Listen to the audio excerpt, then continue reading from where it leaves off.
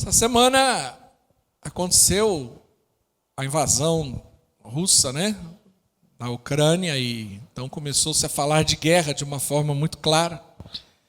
E isso nos espantou um pouco, é lógico, porque hoje é tudo muito ao vivo, né?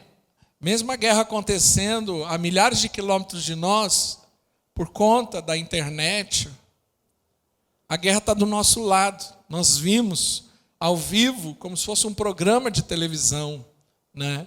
Ali a invasão, os mísseis, o tanque passando por cima de um carro, e aquilo tudo nos assombra, é lógico. E quando nós olhamos, né, estamos saindo de uma pandemia, né, mas sempre com risco iminente de uma nova doença, de um novo vírus, e é guerra daqui, é guerra de lá, é confusão daqui, é crise financeira, os mercados, né, muito confusos, alta de preço, e a gente, nessa crise política que vivemos intensamente, não é só aqui não, ela é a nível mundial também. Então, nós estamos vivendo numa panela de pressão.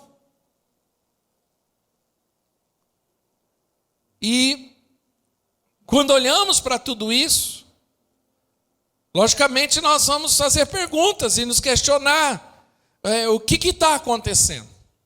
Será que é o início do fim? Será que é o fim? Será que é o que a Bíblia diz que vai acontecer? E essa semana o que eu mais vi foi justamente esse questionamento. Será que tudo isso é o que a Bíblia descreve como os finais dos tempos? E eu queria compartilhar uma palavra com os irmãos hoje. Nós estamos numa série de mensagens falando sobre oração, né? Tem sido um encargo nosso nesses dias, e Deus tem nos despertado para isso. E eu queria compartilhar o capítulo 24 de Mateus, no versículo 1 em diante. O capítulo 24 de Mateus, ele é um capítulo escatológico. Ele é um capítulo onde Jesus fala justamente sobre isso. No versículo 1, os seus discípulos o questionam. Exatamente é o mesmo questionamento que todos nós estamos tendo. Eu vi na internet um monte de pastor recebendo essa pergunta, né? É o fim? Mas essa pergunta ela não é nova. Capítulo 24, versículo 1, diz assim: Jesus saiu do templo, e enquanto caminhava, seus discípulos aproximaram-se dele para lhe mostrar as construções do templo. Vocês estão vendo tudo isso? Perguntou ele. Eu lhes garanto que não ficará aqui pedra sobre pedra, serão todas derrubadas. Então Jesus está com seus discípulos e ele está caminhando por Jerusalém, e ele mostra o templo ali. Não é o templo que o Carlão acabou de falar que foi construído ali por Salomão, aquele templo que foi destruído, mas depois de muito tempo depois, eles reconstruíram um templo, mas não foi o templo de Salomão, mas era um templo suntuoso. Mas não era o de Salomão. Mas aquilo ainda era o orgulho de Israel. E ele fala: você está vendo tudo isso? Aqui não vai sobrar nada. Vai ser tudo destruído. Não vai sobrar pedra sobre pedra. Tendo Jesus, versículo 3, tendo Jesus se assentado no Monte das Oliveiras, os discípulos dirigiram-se a ele em particular e disseram: dize-nos, quando aconteceram essas coisas? Quando? Primeira pergunta. Qual será o sinal da tua vinda? Qual será o sinal da tua vinda e do fim dos tempos? Então os discípulos, após ouvir isso de Jesus, em particular, perguntaram: quando vai acontecer isso então? Qual será o sinal? Como que nós vamos perceber que isso vai acontecer? E eles ainda fazem uma terceira pergunta. Qual será o sinal da sua vinda e do final? Então Jesus falou que naquele templo seria tudo derrubado. E ali, os textos escatológicos, as profecias, elas têm muitas vezes dupla interpretação. Estou aqui facilitando a linguagem, não falando de uma forma tão teológica, para facilitar a compreensão. Ela tem dupla interpretação. Então Jesus estava falando de algo que iria acontecer por aquele tempo e por algo que iria acontecer futuramente ainda lá na frente. Então é importante você ter essa visão quando você lê textos escatológicos, né? Quando eu falo textos escatológicos, escatologia é o estudo do fim dos tempos. Então, existem na Bíblia alguns textos escatológicos, ou seja, que fala a respeito. Daniel é um texto escatológico, Apocalipse é um texto escatológico, Isaías tem alguns textos escatológicos, o próprio capítulo 24 e 25 de Mateus é um texto escatológico. E Jesus estava falando ali para a nação de Israel, mas também de algo que aconteceria no mundo. Então, quando ele diz que, olha, esse templo vai ser derrubado e não vai ficar pedra sobre pedra, e o templo era o lugar, a força de Israel, ou seja, eles não imaginavam que isso iria acontecer. Eles estavam seguros nisso. Só que no ano 70, depois do nascimento de Jesus, Tito entra, que era um general romano, e ele cerca a cidade de Jerusalém, e ele destrói a cidade de Jerusalém, e dentro dessa destruição ele acabou com o templo. Por quê? Porque é justamente uma tática de guerra. Você vai em pontos específicos para você ferir a moral do seu inimigo. Nós vimos essa semana, né? Que eles atacando lugares específicos. Não que não pegou em outros, mas você percebe, pontos específicos para destruir a moral do inimigo. Essa mesma estratégia usada por Bin Laden lá em 2001. Por que eles derrubaram as Torres Gêmeas? Por que não derrubaram outras coisas? Porque a Torre Gêmea era o sinal, né? Era o símbolo do poder americano. Então, na hora que eles destruíram a Torre Gêmea, né, é como se estivesse tirando a moral do povo. Então, ele destruiu o templo e dispersou os judeus. Por conta disso, os judeus foram dispersos de Israel, de Jerusalém principalmente. Mas eles tiveram que fugir de Israel. Isso é conhecido historicamente como a diáspora judaica, ou seja, a fuga, né, a saída do povo de Israel. Naquele momento, 70 anos depois de Cristo. E ele falou, não vai ficar pedra sobre pedra. E justamente não ficou. Foi totalmente destruído. Quando os discípulos ouvem isso, falam assim, tá bom. Então, quando isso vai acontecer? Qual é o sinal da sua vinda? Porque ele sabia que Jesus ia voltar. E qual é o sinal do fim? E aí Jesus começa a trazer alguns detalhes. No versículo 4. Diz assim. Jesus respondeu, e ele começa explicando. Cuidado que ninguém os engane. Então lembra, eles perguntaram, quando será? Qual será o sinal da sua vinda e do fim? Aí Jesus começa falando, olha, cuidado que ninguém vos engane. Porque muitos virão em meu nome dizendo, eu sou o Cristo. E enganarão a muitos. Versículo 6. Vocês ouvirão falar de guerras e rumores de guerras. Né? Então a gente ouve guerra, está acontecendo guerra, tá, mas tem muito rumor de guerra também. Né? A China, essa mesma semana, sobrevoou Taiwan, porque eles querem ali ter uma confusão. Então o tempo todo, daqui a pouco você tem alguma coisa no Irã, daqui a pouco você tem alguma coisa na Turquia, né? A Síria ainda está em guerra civil, né? E então você vê o tempo todo, né? Guerra ou rumor de guerra. Vocês ouvirão falar de guerras e rumores de guerras, mas não tenham medo. É necessário que tais coisas aconteçam, mas ainda não é o fim. Então Jesus traz uma palavra que traz um acalento. Falou, olha, vocês vão ouvir, mas não tenham medo. É necessário que isso aconteça. Isso faz parte do processo. Está no checklist de Deus. Está no cronograma. Existe um cronograma já. O relógio está girando. E para chegar aonde Deus quer que chegue, algumas coisas vão acontecer. Guerras e rumores de guerras. Aí ele fala assim, versículo 10. Não, versículo 9, perdão. Também não, versículo 7. Nação se levantará contra nação, e reino contra reino. Haverá fomes, terremotos em vários lugares. Então ele vai falando, olha, o sinal é o seguinte, vai ter guerra, rumor de guerra, nação se levantando contra nação, e além disso vai ter terremotos, e vai ter ainda fome em vários lugares.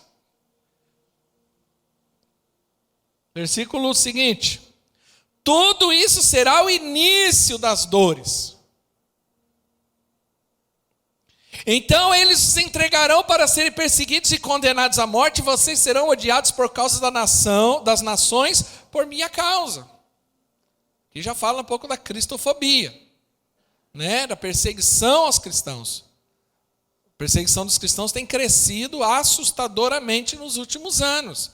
E a gente pensava em perseguição naqueles países muçulmanos, aonde não, a perseguição dos cristãos está crescendo. Nós vimos nas últimas semanas, igrejas sendo invadidas no Brasil. Eu estou me preparando para algum doido querer entrar aqui. Mas também, se entrar, vai entrar com um e vai sair com o outro. Mas eu estou me preparando. Pô, vai acontecer uma hora. Não estou profetizando, eu estou dizendo que isso já está acontecendo. A perseguição aos cristãos em lugares que antigamente não tinha. No Brasil já tem acontecido. Se você se posicionar como cristão, você é cancelado hoje. Entendeu? Então já existe uma perseguição. Não é como lá nos países mais radicais, onde se você falar, eles matam você enforcado em praça pública. Mas hoje, se um jovem dentro de uma escola que se posiciona como cristão, né, conservador, não beija na boca, não fica, não transa, não apronta, não faz isso, existe uma certa perseguição sobre ele. Se um homem no seu trabalho se posiciona como cristão, conservador, pai de família, pela família, ele é perseguido em alguma medida. Ele passa por bullying. Mas você só tem uma mulher, você não tem duas, três? Você não vai para o bar, fica indo para a igreja, fica dando dinheiro para a igreja? Então existe em alguma medida uma perseguição. Não estou colocando aqui, me colocando como um coitado, como vítima de uma história. Não estou tratando de vitimismo aqui, eu estou falando de uma realidade que já existe. E isso está crescendo. Esse caldeirão está borbulhando. Próximo. Naquele tempo, muitos ficarão escandalizados. Então, começa a falar de alguns sinais. Né? Muitos ficarão escandalizados, trairão e odiarão uns aos outros. E numerosos falsos profetas surgirão e enganarão a muitos. Devido ao aumento da maldade, o amor de muitos esfriará.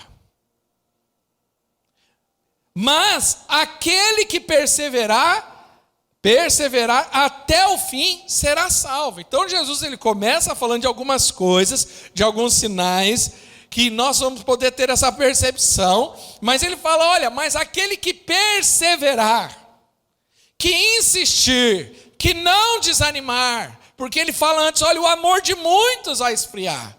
Mas aquele que perseverar, aquele que continuar clamando, aquele que continuar firme no Senhor, com a mão no arado, não desistir, não abandonar, mas olhar para frente.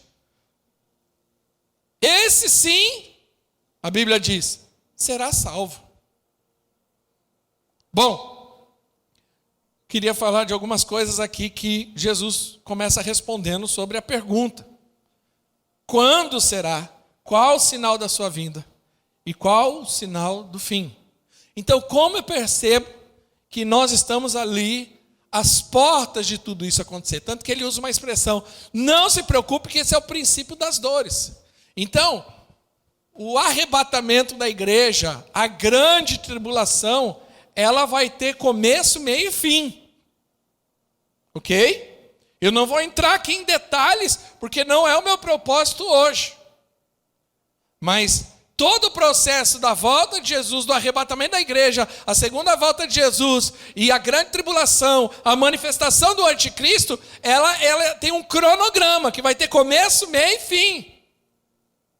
E a Bíblia fala sobre o princípio das dores. Então existe algo que vai anteceder. Anteceder o quê? O arrebatamento da igreja. Anteceder o quê? A manifestação do anticristo, a grande tribulação. E esse momento que vai anteceder chama-se princípio das dores. No princípio das dores nós vamos ver já alguns sinais. É como uma panela que você põe para ferver. Ela não fica fervendo, ela começa bem devagarinho, algumas bolinhas, daqui a pouco ferveu. Mas você já consegue ver ali uma água quente, algumas bolinhas já aquecendo. Por quê? Porque é justamente isso. Nós estamos vivendo como se fosse um caldeirão. E ele está aquecendo. A gente já começa a ver que o negócio está entortando. Aí você fala assim: pastor, mas na história sempre aconteceu isso. Sim, sim, é verdade. Então os cristãos lá do século I, do século II, imaginavam, por conta da perseguição, né, de todo o que aconteceu naquela época. Verdade. Então, pastor, como eu sei que isso já não aconteceu, ou como eu sei que isso não vai continuar acontecendo na história do mundo e esse ciclo? Sim, porém, existem algumas coisas que não aconteceu na história, que hoje nós vemos. Primeiro, nós vemos a intensidade das coisas. Então, quando você olha sobre guerra, no mundo sempre aconteceu guerra. Mas guerras sempre foram realidades, porém esporádicas. Hoje, nós estamos vivendo uma guerra, nós já estamos em guerra. É que a estratégia de guerra muda, mas a guerra é a mesma. Então, nós achamos e nos limitamos. Eu estava vendo um general, um homem de alta patente do Exército Brasileiro, dando uma entrevista nesses dias, né? Porque o jornal começa a chamar os veículos de comunicação, pessoas para falar, e esse cara falou assim, ó, a estratégia de guerra muda. Então, muitos se limitam achando que guerra é quando eu vou lá e invado um lugar e jogo bomba no outro lugar, isso é guerra. Mas nos dias de hoje, não. Tem guerra de várias formas. Nós temos uma guerra de informação e desinformação acontecendo. É uma estratégia de guerra. Eu desinformo. Eu começo a lançar fake news e desinformar. Isso traz uma confusão. Isso traz um problema sério. Nós temos uma guerra cibernética acontecendo, hackers, né, entrando e tendo... Então, assim, nós temos guerra de várias formas. Tem uma guerra biológica acontecendo, é fato isso, não dá para negar que se foi feito em laboratório, se não foi. Mas fato é que isso foi uma estratégia para destruir circunstâncias, países, para destruir economias, para enfraquecer. Né? Não estou aqui, eu estou falando um pouco de geopolítica, mas um pouco de economia, mas os americanos, antes da pandemia, eram o país mais rico e mais poderoso do mundo. Você fala, mas hoje mas não é mais tanto. Pandemia acabou com os Estados Unidos. Os Estados Unidos foi um dos países mais afetados do mundo hoje. Economicamente está numa recessão gigantesca, provocada por tudo isso. Agora, não dá para, eu não estou falando aqui de teoria de conspiração, mas não dá para ignorar que a estratégia foi essa, para enfraquecer o inimigo, porque ao mesmo tempo que foi enfraquecido, você tem um outro país, do Xing Ling lá, que cresceu. Assim, alguma coisa está de errado. Eu não posso ser inocente achando que isso aqui eu não posso ser tão inocente. Nós precisamos ter olhos espirituais para a coisa. Entendeu? Então, nós temos guerra de várias formas. Hoje há uma guerra de comida. Não sei se você sabe, eu ouvi um economista falando esses dias, a China detém 70% de todo o trigo, de todo o milho e dos outros insumos do mundo. Ou seja, arroz. O que isso significa? Que está na mão deles a comida do mundo. E eles vão definir. E todos os especialistas já dizem. Eu não estou aqui provocando caos, eu estou aqui falando de uma realidade. Todos os especialistas já dizem. Vai ter muita fome, a fome cresceu demais no mundo por causa da pandemia, mas vai ter muito mais fome. Por quê? Porque não tem comida para todo mundo. E quem tem, segurou. Por isso que a gente vê a inflação crescendo. Você fala assim, por que está subindo tanto? Né? Por causa disso. Se eu tenho, todo biscoito ou bolacha está na minha mão, você quer comprar e está na minha mão. O que eu faço? Eu seguro. Quanto mais você deseja comprar e menos tem, o que acontece com o produto? Ele sobe. Então, aquele produto que eu comprei por 1, eu posso vender por 10. E isso causa inflação, isso é economia. E é isso que está acontecendo. E não tem biscoito para todo mundo. Como não tem para todo mundo e eu detenho, eu defino o mercado e defino como esse mercado vai reagir. Isso é uma guerra. Por quê? Porque se você tirar comida de uma nação, você enfraquece ela. E um povo sem comida pode fazer loucura. Então você percebe que existe já uma guerra acontecendo. Agora, a primeira coisa que Jesus fala é, aqui no versículo 4. Jesus respondeu, cuidado que ninguém vos engane. Pois muitos virão em meu nome dizendo eu sou o Cristo e enganarão a muitos. Então, o primeiro sinal de que tudo isso está acontecendo, engano. E o engano aonde, principalmente? Dentro da igreja. O primeiro lugar que eu tenho que olhar é para a igreja. Primeiro sinal, um espírito do engano, atuando aonde? Dentro da igreja. Porque quando ele diz, muitos irão em meu nome, está se dizendo igreja, está falando que é igreja. Ele falou assim, tome cuidado porque muitos serão enganados.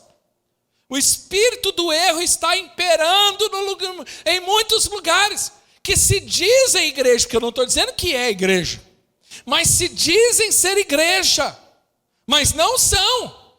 Tem cara de igreja, fala como igreja, tem até os sinais e maravilhas que uma igreja do Senhor Jesus tem, mas não é igreja. Vocês viram, quem está lendo a Bíblia, né? Essa semana nós estávamos lendo Êxodo. E é interessante que quando Moisés ia lá e falava assim, ó, um juiz de Deus, a primeira praga, o Nilo, né? O Nilo se transforma em sangue. Vem lá os sacerdotes de Faraó e fazem a mesma coisa. Eles repetem o mesmo sinal.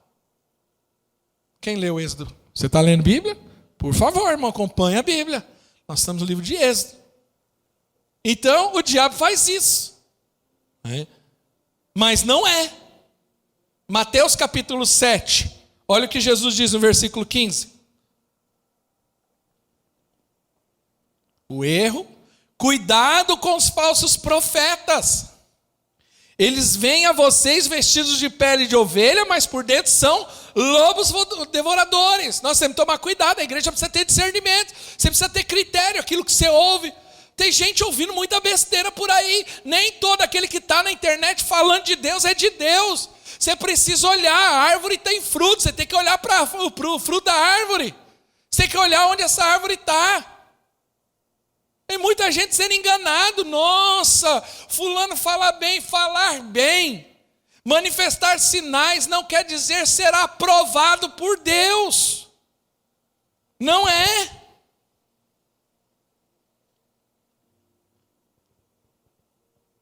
Continua. Vocês reconhecerão por seus frutos. Pode alguém colher uvas de espinheiros ou figos de erva daninha? Semelhante a toda árvore boa dá frutos bons, mas a árvore ruim dá frutos ruins. As árvores boas não podem dar frutos ruins, nem a árvore ruim pode dar frutos bons. Toda árvore que não produz bons frutos é cortada e lançada ao fogo. Assim, pelos seus frutos vocês o reconhecerão. Nem todo aquele que diz Senhor, Senhor entrará no reino de Deus, mas sim aquele que faz a minha vontade, ou a vontade do meu Pai que está no céu. Muitos me dirão naquele dia, Senhor, Senhor, não profetizamos em teu nome não expulsamos demônio, não realizamos muitos milagres. Tem gente fazendo isso? Tem. Curando, libertando, prosperando. E olha a resposta de Jesus. Então lhes direi claramente, nunca os conheci. Afastem-se de mim, vocês que praticam o mal. Então, ser usado não quer dizer que você é aprovado. O engano está aí. Nossa, ele orou e a pessoa foi curada. Ok, mas e a vida dele? É condizente com a palavra de Deus? É um homem de caráter? É uma mulher de caráter? Tem uma vida correta diante da palavra de Deus? Anda na luz? Vive em comunhão? Está cheio de gente aí que não está ligada a igreja nenhuma, não tem pastor, não tem ninguém. E aí os irmãos, não estou falando dos irmãos aqui, mas o povo segue como ovelha, segue um pastor transvestido, mas é um lobo.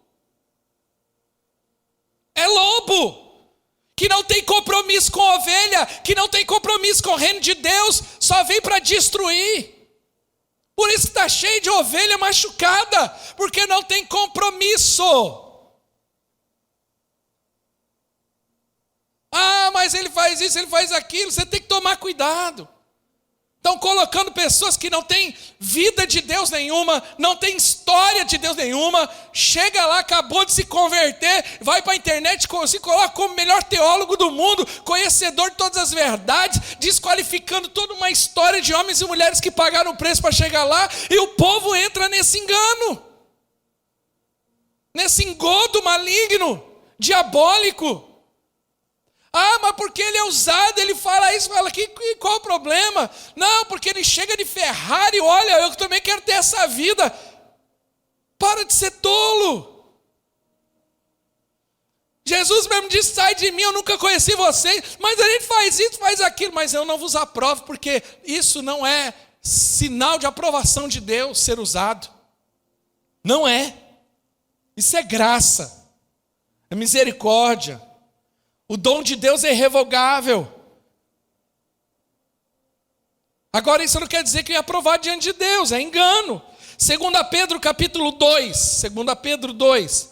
No passado surgiram falsos profetas no meio do povo, como surgirão entre vocês falsos mestres. Como tem falso mestre hoje? Estes introduzirão secretamente heresias destruidoras. Como tem gente ensinando baboseira na igreja. Somente na internet, você tem que tomar cuidado. Gente ensinando baboseira. Misturando coach, misturando PNL, misturando um monte de baboseira que não é bíblica. E o povo entra nessa história. Uau! Misturando evangelho misturado. Esses introduzirão secretamente heresias destruidoras. Destruidoras. Irmão, esse povo fica falando de prosperidade como vocês têm ouvido. Chegando de Ferrari. Não, agora a partir de você também vai ter uma Ferrari. O povo fica... Aí se frustra. Fica decepcionado. Meu Deus do céu, eu não consigo comprar nenhum Uno. Eu não presto para nada mesmo. Para de ser tolo. Enganado. O Evangelho nunca nos garantiu isso. O Evangelho nos dá garantia disso.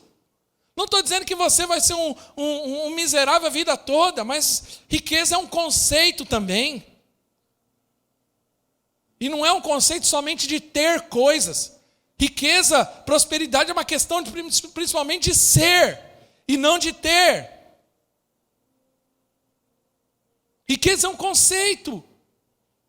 Estava lendo a vida de um homem de Deus que foi um dos responsáveis que participou do avivamento do país de Gales. E ele contando que ele era de uma família de muitos filhos.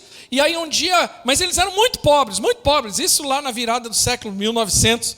E muito pobre, mas chegou um amigo do pai dele e falou assim: rapaz, mas você é muito rico. E ele falou: pai, mas por quê? E o pai dele falou assim: sou mesmo, eu sou milionário. E aí o menino ficou olhando e falou assim: pai, eu não estou entendendo, né? Viu a pobreza da casa, muita simplicidade. Por que o senhor diz que nós somos ricos, milionários? Ele falou assim: porque por quanto eu deveria vender o seu irmão se eu pudesse vender? Aí ele deu valores lá. Quantos milhões de dólares ele valeria? E você? Vale tantos milhões. E o fulano? Só que ele tinha 8 filhos. Imagine quantos milhões. É um milionário. Porque ele valorizou a importância dos filhos. Da preciosidade que são os filhos. De ter uma casa. Ele falou: nós éramos simples, éramos pobres, mas havia a graça de Deus na nossa casa, havia a alegria do Senhor na nossa casa. Isso não tem preço. Por isso que a prosperidade é um conceito. E a Bíblia diz: chegando a negar o soberano que os resgatou, trazendo sobre si mesmo repentina destruição. A igreja tem sido destruída às vezes, alguns crentes têm sido destruídos, o ministério tem sido destruído por conta do engano, da heresia. Nós precisamos estar com os olhos abertos, igreja. Segundo sinal, primeiro é o engano dentro da igreja, a corrupção dentro da igreja. Nós precisamos ser criteriosos. Antigamente eu lembro que eu fazia, há 20 anos atrás, fazia programa de rádio, e eu falava assim: olha, agora você que está aí crendo em Jesus, procure uma igreja próxima da sua casa. Hoje em dia não dá mais para pregar isso.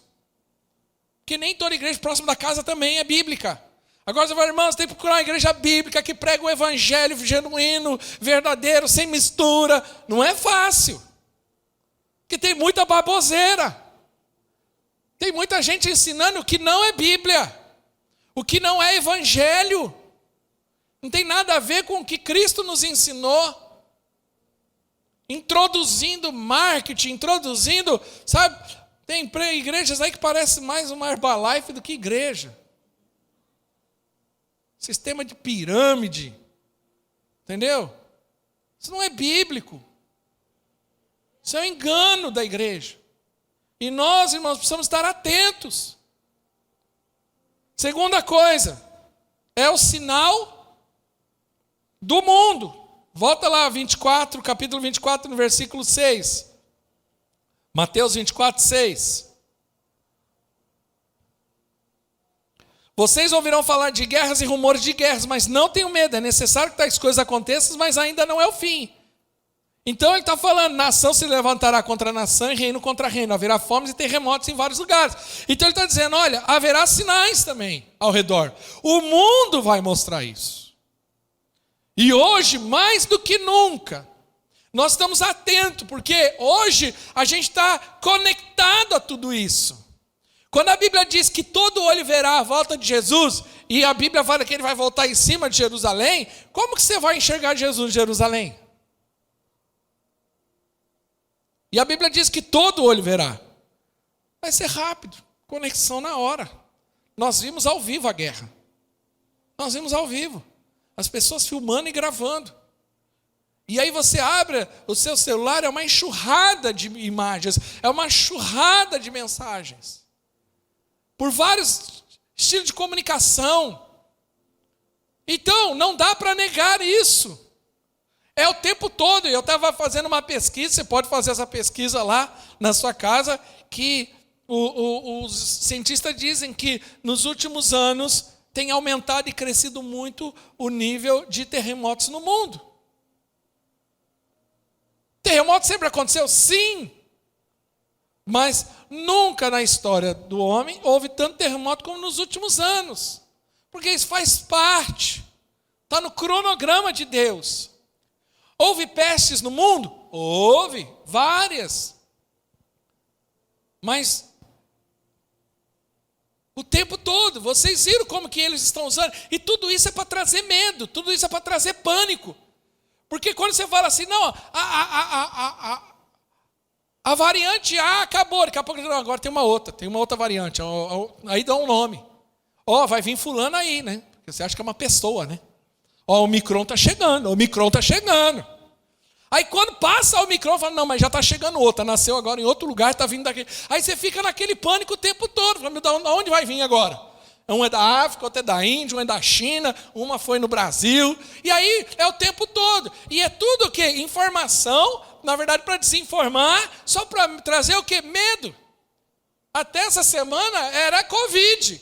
Agora só fala de guerra. Você fala, meu Deus do céu. Quando eu pensei que ia melhorar, piora.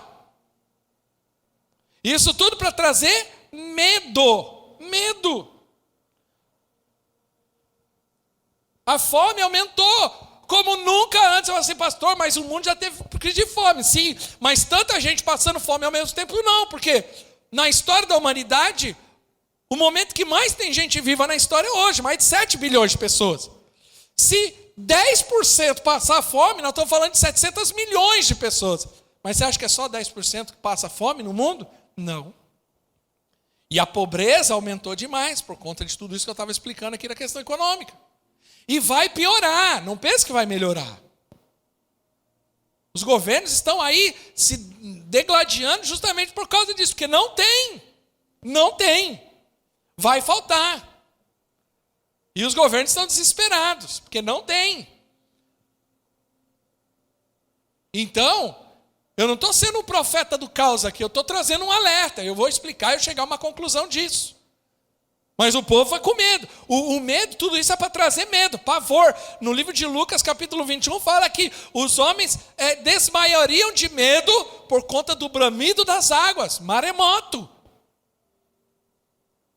Vira e mexe, a gente ouve de maremoto. Esse dia falar que poderia dar um no Brasil, porque um vulcão lá na costa da África poderia explodir e criaria um tsunami chegar no norte do país. Meu Deus do céu, até no Brasil já está chegando esse negócio.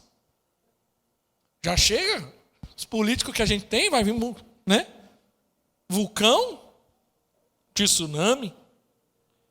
E terceiro, primeiro sinal, a igreja corrompida. Segundo sinal, sinais do mundo, não tem jeito. Só olhar para o lado. Terceiro sinal, as pessoas. Deixa eu achar o texto aqui de Mateus 24.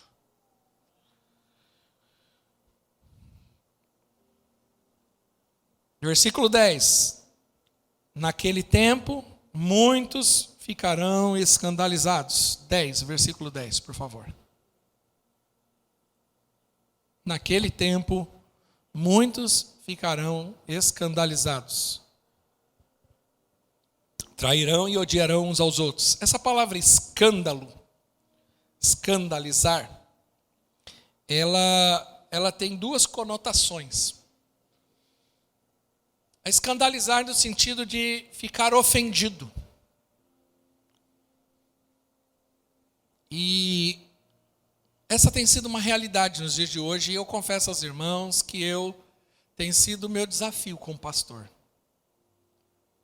Por conta de todo o contexto em que nós vivemos como igreja não, como sociedade, tem gerado, né, o resultado disso é uma geração mimizenta. Uma geração dodói, que se escandaliza. Essa palavra escandaliza se ofende facilmente. Nunca vi tanta gente ofendida ao mesmo tempo e por besteira. Você não pode. Hoje é uma geração que você não pode falar não. Você não pode confrontar. Você não pode. Porque se você fizer isso, a pessoa ofende. Fica chateada, olha o número de gente chateada. Você encontra na rua um monte de gente chateada. Aqui mesmo no nosso prédio está cheio de gente aí ofendida. Ah, porque fulano fez isso? Por que fulano não fez aquilo? Por que me tiraram disso? Por que fizeram isso comigo? Por que não fizeram isso comigo? Por que falou mais alto comigo? Por que me tratou? Por que destratou? E aí fica ofendido. E a ofensa, ela é uma armadilha satânica. É diabólica. Ofensa não é um sentimento. Eu não posso tratar ofensa apenas como sentimento. É algo diabólico que aprisiona a alma de pessoas. Por causa da ofensa. Porque emocionalmente as pessoas não têm maturidade e estrutura mais para lidar com certas circunstâncias. Não pode chegar mais duro. Não pode mais falar, eu estou triste, estou magoado, estou ressentido. Esses dias eu vi um post que dizia assim, igreja que prega contra o pecado, a pessoa às vezes, em vez de reagir se arrependendo do pecado, ela reage saindo da igreja. Porque ela prefere mudar de igreja do que ser confrontada no pecado. Então o jovem está aqui e está no pecado. Se eu chegar para ele e falar assim, irmão, você está errado, você está no pecado, sabe o que ele vai fazer? Ele não se arrepende. Normalmente não é essa a reação, infelizmente, que a gente está vendo. Eu vou embora dessa igreja. Eu vou para outra. Ele vai para outra e conta história triste e ele continua vivendo no pecado porque ele quer alguém que concorde com o pecado dele, mas ele não quer alguém que o confronte. Pastor tem que ter compromisso com a verdade. Mas aí quando a gente confronta, fica nervoso, a gente sai falando. Mas por que fez isso? Por que fez aquilo? Então, naquele tempo muitos se escandalizaram. É um sinal disso. Gente ofendida. Palavras doem. Entendeu? Não pode ser duro mais. Duro não no sentido de agressivo. Mas às vezes a gente tem que subir o tom para algumas coisas. E eu vou falar em nível de igreja. Sabe o que me entristece? Que é engraçado. Na empresa se sujeita. Para ganhar dinheiro, o patrão distrata. Não, mas porque eu ganho dinheiro aqui, mas às vezes na igreja não. Porque não me ligou, não me deu satisfação. Sabe? A gente precisa amadurecer emocionalmente como igreja. O problema é maturidade emocional demais. Não sabe lidar com circunstâncias, com a adversidade, se ofende facilmente. E a ofensa, a palavra ofensa, na verdade escândalos, é colocar impedimento. Aí o ofendido, ele cria impedimentos. Isso é o modus operandi do ofendido. Então ele começa a colocar, como se ele estivesse colocando cercas. Então ele fala assim, não, eu não posso fazer isso. Ele começa a dar desculpa, eu não posso fazer aquilo. Ele tem várias justificativas para não avançar no propósito do Senhor, porque ele está ofendido.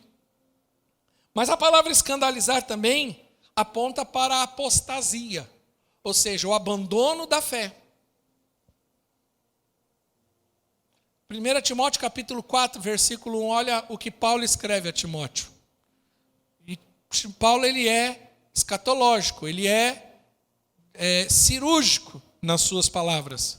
O Espírito diz claramente que nos últimos tempos, alguns abandonarão, a palavra apostasia é abandonar. Abandonar o quê? A fé. E seguirão a espíritos enganadores e doutrina de demônios. Olha aí o engano de novo. A apostasia é um sinal de que nós já estamos vivendo os últimos dias. Nós estamos vendo um monte de gente se afastar do Senhor, abandonar o Senhor, deixando a fé. Abandonarão, diz o texto. Sabe? Desistirão de Deus. Eu não desisti de Deus. Querido, deixa eu te falar uma coisa. Não dá. Não tem base bíblica para você dizer, mas eu não preciso estar na igreja. Não tem como, a igreja é o corpo. Eu não consigo estar ligado a Cristo se eu não estiver no corpo. Não dá, isso é fake news. Não tem como. Eu preciso estar ligado numa instituição, sim. Não, eu faço parte da igreja universal, crente de todo lugar. Mas se tem uma igreja local, você precisa fazer parte, você precisa congregar, você precisa estar ali envolvido, você precisa ser parte ativa do corpo ali. Não apêndice. O apêndice é aquela coisinha do corpo que ninguém explica porque está lá e só serve para uma coisa, para inflamar, doer. Tem uns crentes que são apêndices, só dá trabalho. Não. Você precisa fazer parte, estar envolvido ativamente e dar frutos que glorifiquem o Senhor. Volta lá, Mateus 24. No versículo 10, eu acho. Isso. Naquele tempo, muitos se escandalizarão, trairão e odiarão uns aos outros. Você percebe? Traição é quebra de aliança. Hoje as pessoas não têm mais esse conceito, a hombridade de entender que ela tem uma aliança. O que é aliança? Aliança é um relacionamento além de sentimentos. Aliança não é um relacionamento de troca apenas. Então, exemplo, enquanto eu tenho benefícios do Léo, eu caminho com ele. Mas o dia que eu não me sinto mais beneficiado pelo Léo, ou ele discorda de alguma coisa de mim, eu não quero mais andar com ele. Por isso que tem muito casamento entrando em ruína. Porque casamento é aliança. O dia que você casa, o que faz lá? O voto, você troca a aliança, faz um voto. Na alegria, na tristeza, na saúde, na doença, até que a morte nos separe. Isso é uma aliança. O que você está dizendo? Ó, independente das circunstâncias, eu vou continuar com você. Salvaguarda, coisas muito sérias. Mas aí é uma outra coisa. Mas na salvaguarda, a coisa é muito séria. Mas biblicamente, não. Eu estou com você. Hoje eu estou feliz, estamos juntos, mas hoje eu não estou feliz. Hoje estou com vontade de esganar você. Mas eu tenho uma aliança, porque eu tenho uma aliança, eu não te esgano e persevero. Porque é assim que funciona a vida. Mas a Bíblia diz que muitos serão escandalizados, trairão e odiarão uns aos outros. Eu confesso a vocês, irmãos, tem coisas que eu não entendo dentro da igreja. Fora da igreja eu entendo, mas dentro da igreja eu não entendo. Pastor, que você não entende? Crente que odeia o outro crente. Irmão, você não é crente não, como diz aquele pastor lá. Você não é crente não. Aí eu não posso ver esse irmão, deixa ele lá. Eu vou do outro lado, você não está na outra fileira que eu não quero nem dar paz do Senhor. Irmão, você tem que se converter, porque senão é um coração de crente.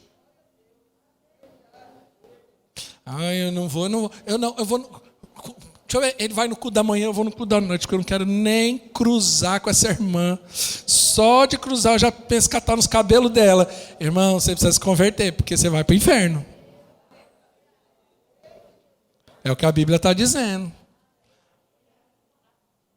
Eu não aguento. Só de pensar, me dá um ódio, me dá uma raiva. Olha, meu olho começa a tremer inteiro aqui. Ó. Então, irmão, você está com um problema sério de mágoa, de ressentimento, você precisa de libertação, você está ofendido, você precisa de libertação. Eu estou falando de uma forma branda, mas isso é diabólico. Entendeu? Olha, pastor, aqui dentro da minha boca, aqui, ó, tá tudo ferido, porque eu fico mordendo de raiva, então. Você está doente. Você entende? Como que você consegue estar num ambiente e dizer assim, tomar ceia e com ódio do outro irmão? Mas eu não preciso, ele senta lá no fundo, eu sento aqui na frente. E no céu, como vai fazer? Alguém vai ter que ficar para o outro entrar. Agora, você pode receber essa palavra e falar assim, então eu vou embora dessa igreja com o pastor. Você acredita que uma vez eu ouvi isso? Pastor, não vou lá não. Mas por quê? O senhor prega muito sobre perdão e eu odeio minha irmã. Falei, mas não é mais fácil perdoar do que ficar odiando? Não, pastor, eu odeio ela. A escolha é tua. Entendeu? Odiarão. Ódio não é sentimento de Deus. Você pode ficar nervoso, estressado. Mulher na TPM fica odiando o marido assim, mas é breve, passa rápido, né? Mas existe aquele momento de ira. A Bíblia diz, irai-vos e não pequeis, ou seja, a ira acontece. Não é dizer que eu sou pleno a vida toda, eu não sou essa plenitude espiritual que você acha que eu sou. Tem dia que eu fico nervoso também. Mas passa. E a Bíblia diz, não se põe só sobre a sua ira. Então é o seguinte, resolve antes de dormir, no caso de marido e mulher, né? Não dá para dormir com o inimigo na cama, que pode te envenenar, alguma coisa acontecer, né, na hora da ira. Então é bom se guardar. Mas nós não podemos aceitar esse tipo de sentimento. Quem está entendendo, diga amém. E é interessante que o texto diz,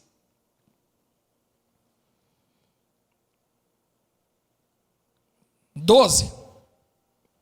24:12. Devido ao aumento da maldade, o amor de muitos esfriará. Qual que é o sinal? O amor de muitos vai esfriar. Perda da paixão, perda da alegria, perda do prazer. Perdeu. É o que a gente tem visto hoje? Nunca vi isso do jeito que eu estou vendo hoje. Nunca. Em 20 anos pastoreando a igreja, eu nunca vi. Eu tenho conversado com pastores que são muito mais antigos do que eu, e nem todos os pastores concordam. Nunca vimos tal situação como hoje nós estamos vivendo como igreja. A apatia. O que eu estou encontrando de crente que não voltou, 30% em média dos crentes, antes da pandemia, deixaram de vir para a igreja. 30%. Uma igreja de 100, hoje frequenta 60, 70. Cadê esses 30%? Não consegue mais voltar, desanimaram, acostumaram com o culto online. Então prefere ficar em casa, assiste no YouTube, assiste outro também. Mas não consegue mais, mas eu encontro na rua, converso, irmão, pastor, quero voltar, mas não consigo, não tenho força. Por quê? Coração esfriou. Às vezes dentro da própria igreja, até consegue vir no culto, mas está com o coração frio. Não sente mais a alegria, não sente mais o prazer, parece que foi tomado por um sentimento de... É assim, não está tudo muito bom, mas também não está tudo muito ruim. Eu estou aqui na média. O que é média? Mornidão. O que Jesus fala lá em Apocalipse capítulo 3? Porque vocês são mornos, eu vou rejeitar vocês. A igreja de Laodiceia, pode ser que eu até pregue isso nos próximos dias, a igreja de Laodiceia, cada uma das 7 igrejas do Apocalipse, ela também aponta para um período da igreja. E a igreja de Laodiceia, que é a última igreja, ali descrita no livro de Apocalipse, capítulo 3, ela representa a igreja, justamente essa que Jesus está falando. É a igreja fria. É a igreja que colocou Jesus para fora, porque Jesus fala, eis que estou à porta e bato. É a igreja que fala assim, não, eu não preciso nem de Jesus. Ela está tão fria que Jesus está na porta e ela nem percebe. Mas ela está tão arrogante que ela acha que é tão rica e poderosa que ela não precisa mais de Jesus, não depende mais. O conforto da sociedade moderna tem esfriado, infelizmente, a vida de muito crente.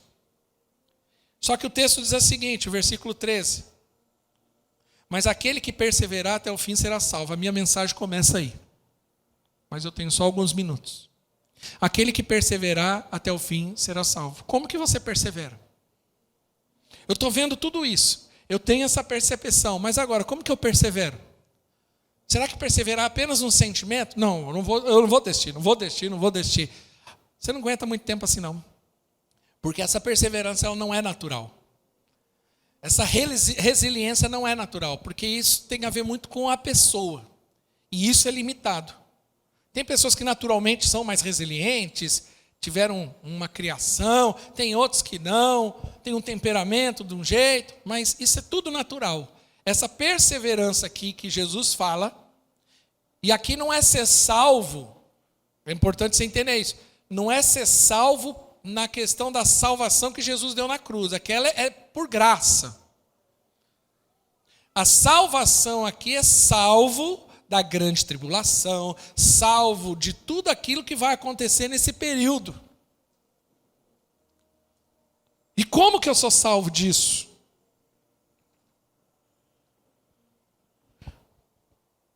Colossenses capítulo 4, versículo 2. Colossenses 4, 2.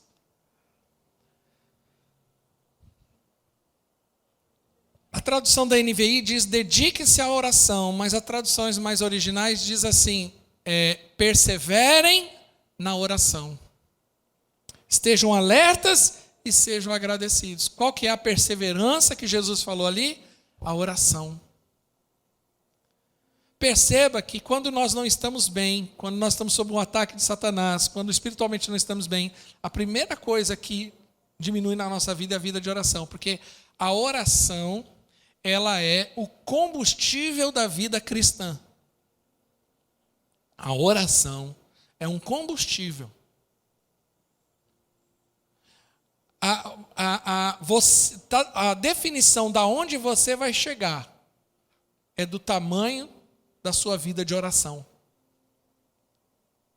Pastor, eu não estou indo para nenhum lugar, estou me sentindo estagnado, estou me sentindo isso, estou me sentindo apático. A primeira coisa, como que está a sua vida de oração? Perseverem na oração, vigiando com ações de graça. Perseverem o que? Na oração. Eu preciso entender que a oração para mim é fundamental. É a oração que produz avivamento. É a oração que produz transformação de ambientes. É a oração que muda corações. É a oração que muda realidades na minha vida. A oração. Eu preciso entender que eu venço, eu avanço e eu caminho na minha vida por meio da oração. Eu não posso negligenciar a vida de oração.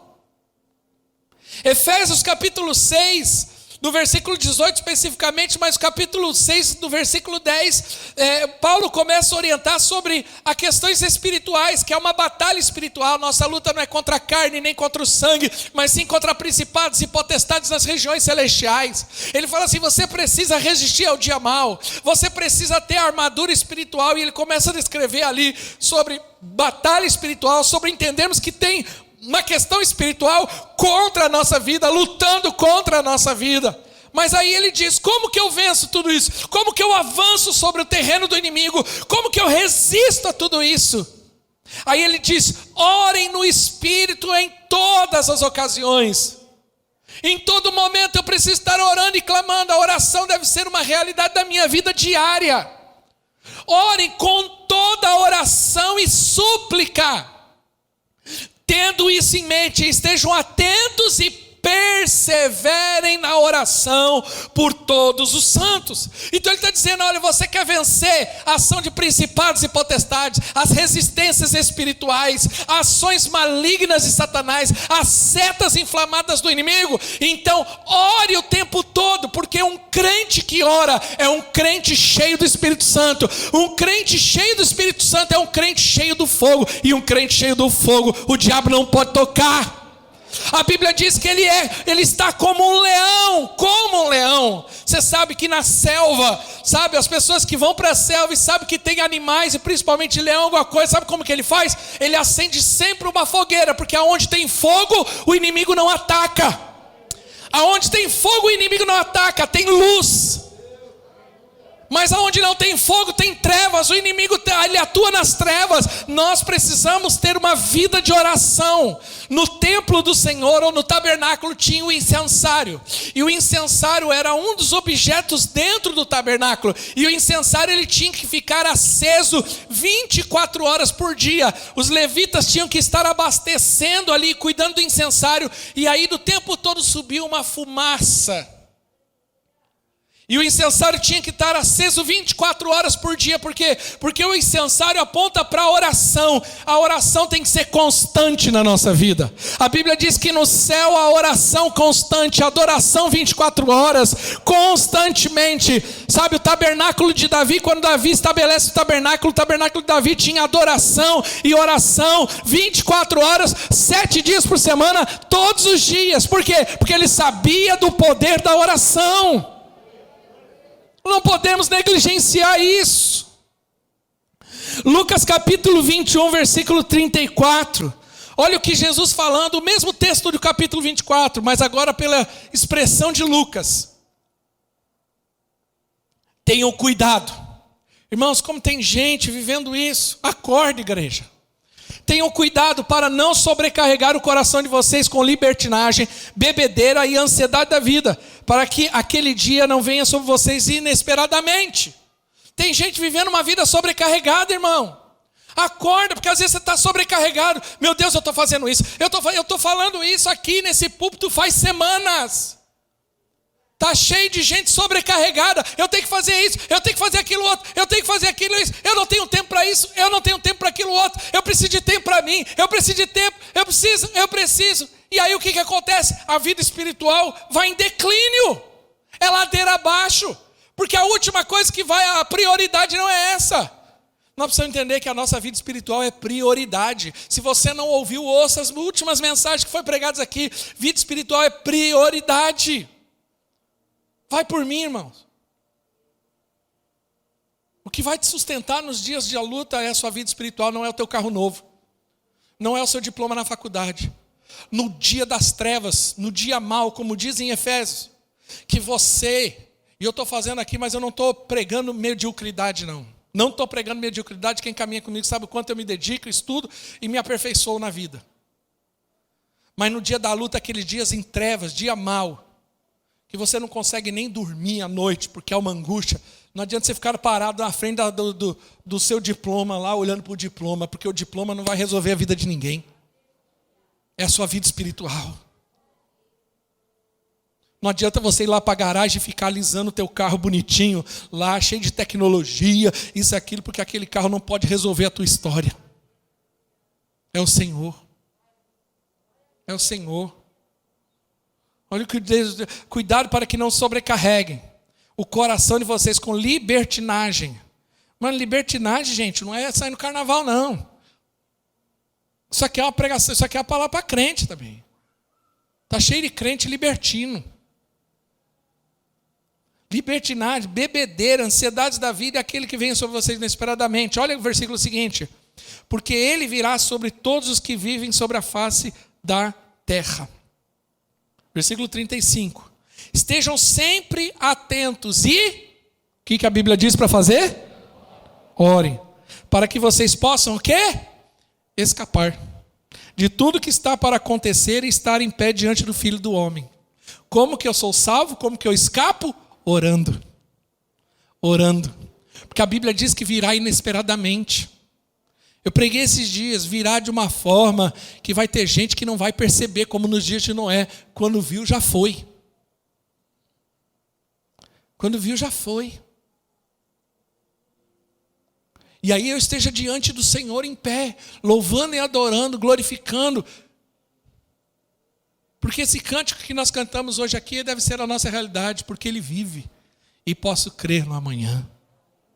E o versículo seguinte... Deixa eu ver se é isso mesmo, 37. Lucas 21, 37. Não, é até o 36 mesmo. Para encerrar, Apocalipse capítulo 8. Apocalipse capítulo 8. Há um texto aqui que ele parece um pouco enigmático, mas ele não é tão enigmático assim. No versículo 3 até o 4... Versículo 3 até o 4. Outro anjo, que trazia um incensário de ouro, aproximou-se e colocou em pé junto ao altar. E ele foi dado muito incenso para oferecer com orações de todos os santos sobre o altar de ouro diante do trono. E da mão do anjo subiu diante de Deus uma fumaça do incenso, com as orações dos santos. Então o anjo pegou o incensário, encheu com o fogo do altar e lançou sobre a terra. E houve trovões, vozes, relâmpagos e um terremoto.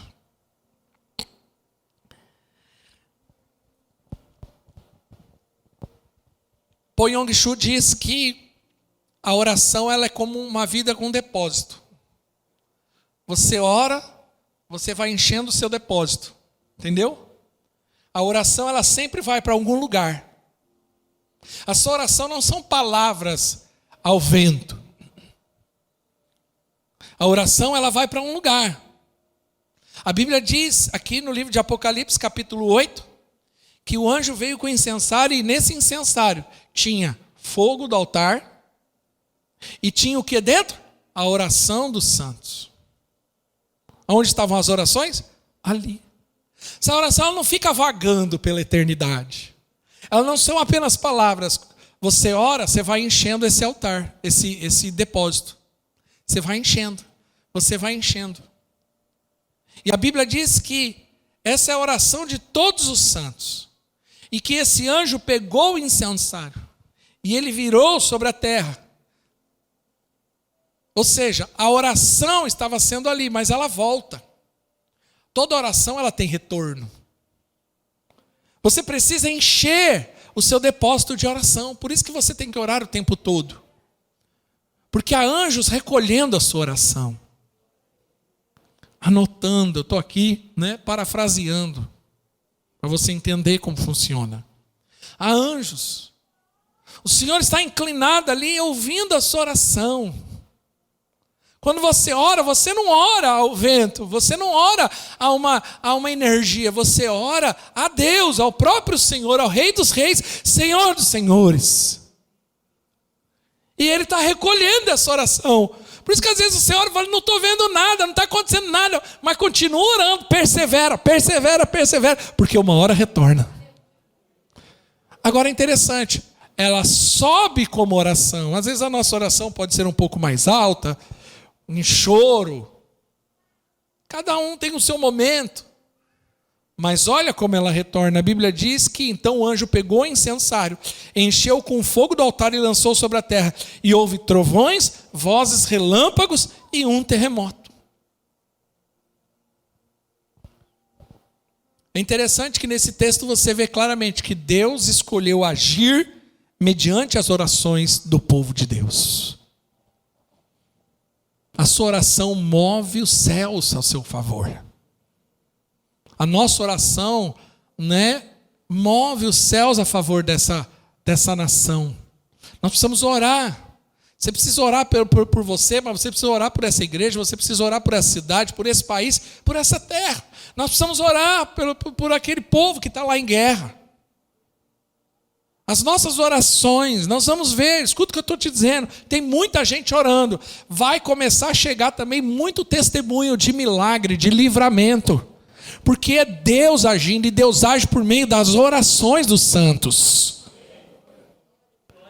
E essa oração, ela volta de forma o quê? Relâmpagos, vozes, trovões e terremotos. Ou seja, Deus, se nós queremos avançar como igreja, prosperar como igreja, nessa geração, nós precisamos abalar os poderes do inferno. E como que vai fazer isso? Por meio da oração, porque quando ela volta, ela sobe como palavras, ela sobe como clamor, mas ela volta como terremoto, como trovão, destruindo e despedaçando todas as obras do inferno, e a glória de Deus invade os lugares. Nós precisamos entender o poder da oração. Queria que a banda subisse aqui. Nós precisamos entender. Eu dei um pano de fundo de tudo que está acontecendo baseado em Mateus capítulo 24, mas ao mesmo tempo, eu queria concluir dizendo o quanto é importante nós orarmos. E por que o diabo resiste tanto que você ora? Porque o diabo sabe que se você orar, vai ter trovão na cabeça dele. Ele não quer você orando pela sua família, sabe por quê? Porque se você orar, vai ter até terremoto lá para abalar os poderes do inferno e salvar a sua família. Ele não quer que você ore pela sua célula, sabe por quê? Porque senão vai ter trovão, terremoto e vai abalar tudo naquele bairro e vidas vão ser salvas. Nós precisamos orar, igreja. Nós precisamos orar.